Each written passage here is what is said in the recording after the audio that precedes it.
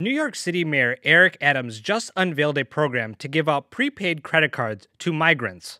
According to NBC, the administration will offer $53 million worth of prepaid credit cards, and they've teamed up with Mobility Capital Finance. This aims to assist migrants with food expenses as they wait for authorization to work, and will only work at bodegas, grocery stores, supermarkets, and convenience stores. And also, recipients must sign an affidavit swearing to use the funds only for food and baby supplies, or risk being removed from the program. Yeah, because signing an affidavit will be a foolproof way of making sure nobody abuses the system.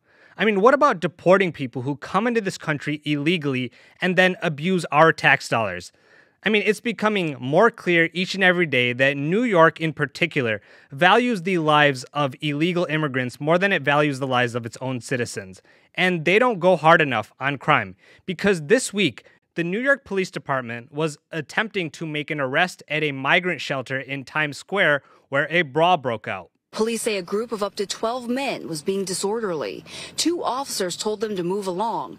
The gang looks like they're going to comply, but when the officers try to take one uncooperative man in a yellow shirt into custody, around 7 others surround them, punching and kicking the officers in the head and in the body while they are on the ground. First, for our cops, I'm proud of what they try to do.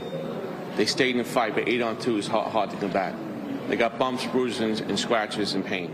According to sources, the person they were attempting to arrest when they were attacked was Yohenry Brito, who, because he had prior convictions for larceny and robbery, was held on a $15,000 bond.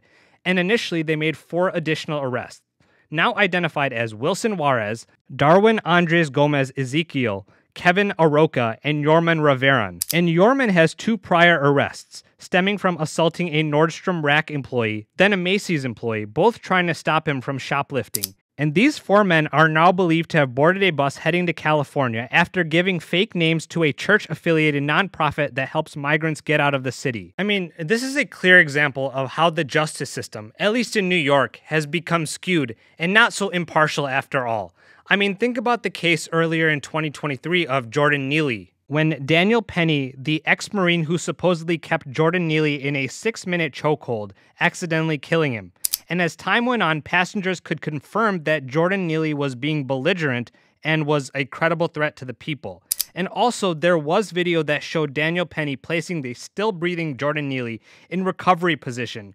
Yet they ruled it a homicide, charging Penny with manslaughter and giving him a $100,000 bond. And because Daniel was white and Neely was black, people not so shockingly suspected racism. A man who served our country. And whether or not he served our country is irrelevant, because the fact is that he was just doing what he thought was in the best interest of the people around him in that New York subway. Yet these 5 migrants attack a police officer brutally with no regard to the laws around them, yet they're deemed less high risk than Penny was. This is a clear example of how the New York justice system is hypocritical. Something which Daniel's lawyer, as well as Judy on X, called out. Now, unlikely that it will matter for the 4 men who fled, but they can face up to 7 years in jail if convicted for second-degree assault. I mean, if you're not going to deport them, at least give them a heftier sentence. They were attacking people who ideally should be considered protected classes of citizens. I mean, they were kicking them in their head and their body, and with that many people attacking them, those cops could have died. Now, this, I feel, is a byproduct of the anti-cop rhetoric that's been spewing over the past few years. Cops should absolutely use lethal force if they feel they need to. But in this case, I have a feeling that if they did, the mainstream media would sure as hell spin it to make it look like a xenophobic, anti-immigrant, racially motivated murder. Hog-head, lying bastard. Now later on, there was a 6th person who was identified and arrested. Joanne Boetta, an illegal immigrant who was also released without bail, and had some very kind words to say. Just into Fox News now, NYPD making 2 more arrests, illegal immigrants, and that attack on officers. Those suspects also allegedly stole an officer's cell phone. Well, that'll help them track you down. So a 5th illegal immigrant accused of attacking 2 New York City police officers over the weekend showed no remorse or regret. He was seen, as you can see, giving his 2 middle fingers to the cameras moments after being released without bail. Florida. Yep, these are the people that New York City cares about. These people are just trying to make better lives for themselves, clearly, and we should be expected as taxpayers to pay for their stay here. And don't you dare say anything about it, otherwise you will be part of the problem. These people are not high risk and should just walk scot-free. Yeah, get out of my face with that. I mean, Eric Adams himself at one point said that this immigration crisis will destroy New York City, yet he's doing nothing to fix it himself.